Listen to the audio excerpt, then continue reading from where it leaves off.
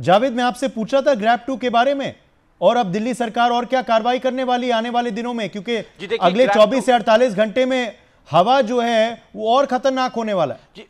बिल्कुल उदय, देखिए जिस तरीके से ग्रैब 2 को लागू कर दिया गया है, कंस्ट्रक्शन, जैसे मेरे तमाम सहयोगी बता रहे कि कंस्ट्रक्शन को लेकर, क्योंकि कंस्ट्रक्शन के वक्त भी बहुत ज़्यादा जो प्रदूषित जो गंदगी है डस्ट के तौर पर वो एयर में मिलता है। इसके अलावा जो है जनरेटर का जो इस्तेमाल होता है तमाम फैक्ट्रियों में या तमाम कंपनियों में, उस पर डीजल को लेकर उस पर भी रोक लगाई गई है। खासतौर से कोयला यानी कि लकड़ी का जलना इस्तेमाल को बंद किया गया है। गुलशन, आप भी बता रहे थे हमें कि क्या क्या नियम अब लिए जा रहे हैं गुरुग्राम अथॉरिटीज द्वारा। देखिए, अथॉरिटी ने जो स्टेज 1 में जो नियम लागू किए थे उसमें जो कंस्ट्रक्शन साइट थी उस पर आप नेट लगाकर काम कर सकते हैं, खुले में डस्ट आप नहीं रख सकते हैं, रोड़ी क्रेशर बजरी, लेकिन हमने देखा कि खुले में वो पड़े रहे।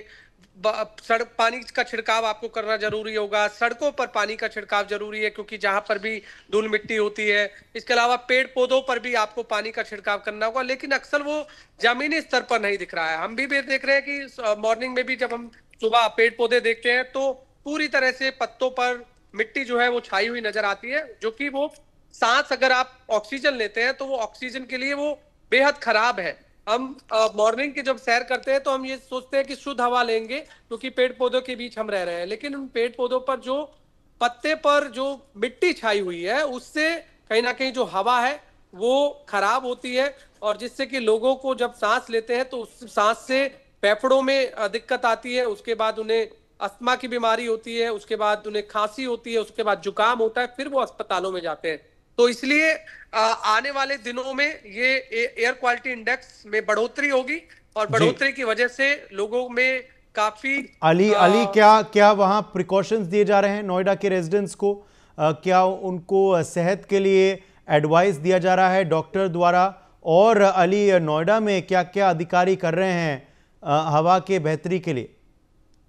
बिल्कुल, आपको बता दूं कि हवा की बेहतरी के लिए लगातार काम किया जा रहा है। वहीं स्वास्थ्य विभाग के द्वारा सलाह दी गई है कि अगर आप एस्थमेटिक पेशेंट हैं तो घरों से बाहर ना निकलें, अगर बाहर निकल रहे हैं बहुत जरूरी हो तभी बाहर निकलें, और मास्क लगा के बाहर निकलें। और बड़े जो बूढ़े और बच्चे हैं उनके लिए भी ये सेम सलाह दी गई है कि अगर बहुत ज्यादा जरूरी हो तभी बाहर निकलें, और अन्यथा अगर आपको बहुत ज्यादा जरूरी है तो बाहर निकले तो मास्क लगा के निकलें।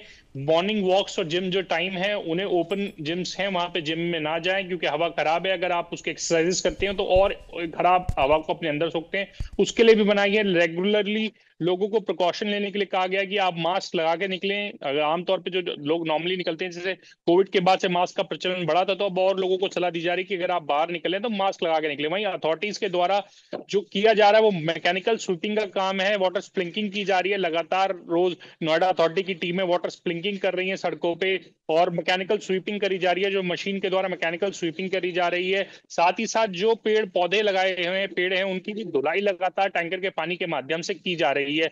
और साथ साथ आज मैं आपको बता दूं कि आज दिवाली के लिए जो स्पेशल मेजर्स लिए गए हैं वो साउंड को कितना, आज दिवाली पे कितना साउंड पोल्यूशन हो रहा है उसको मेजर करने के लिए भी करीबन 7 यंत्र लगाए गए हैं। नोएडा में 4 जगह पे और ग्रेटर नोएडा में 3 जगह पे, तो 7 जगह पे पोल्यूशन, जो नॉइस पोल्यूशन है उसे भी मेजर किया जाएगा, और इसकी रिपोर्ट भी सुबह पता चलेगी कि दिवाली के वक्त में कितना साउंड पोल्यूशन किस जगह से ज्यादा हुआ है। तो ये सब मेजर लिए जा रहे हैं लगातार। नोएडा अथॉरिटी भी लोगों को सलाह दे रही है कि अगर आप अपने घर के आसपास रहते हैं तो वहां छिड़काव करें। जितनी भी इंडस्ट्रीज हैं उन्हें भी ये सलाह दी गई है कि अपने फैक्ट्री के आसपास चारों ओर बाउंड्री वॉल के आसपास लगातार छिड़काव करते रहें। शुक्रिया, हमारे सारे संवाददाताओं को मैं शुक्रिया करता हूं।